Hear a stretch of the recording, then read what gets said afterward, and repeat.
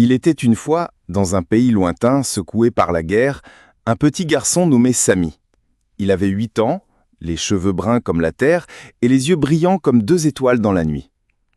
Sami vivait dans un village paisible. Mais un jour, des bruits terribles ont réveillé tout le monde.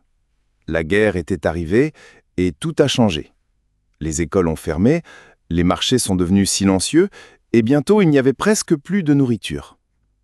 Sami avait souvent très faim. Son ventre grondait, mais sa maman essayait toujours de lui donner un morceau de pain, même si elle-même ne mangeait pas.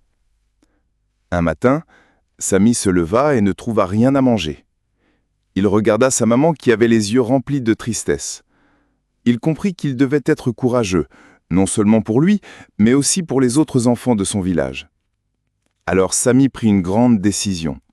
Il écrivit une lettre, avec l'aide de son institutrice restée dans le village. Dans la lettre, il expliquait ce que vivaient les enfants de son pays. Il disait « Bonjour le monde, je m'appelle Sami. Ici, nous avons faim, nous avons besoin de vous. » La lettre fut envoyée loin, très loin, et arriva entre les mains de personnes gentilles dans différents coins du monde. Des enfants en France, en Afrique, en Amérique, en Asie, tous la lurent avec le cœur serré.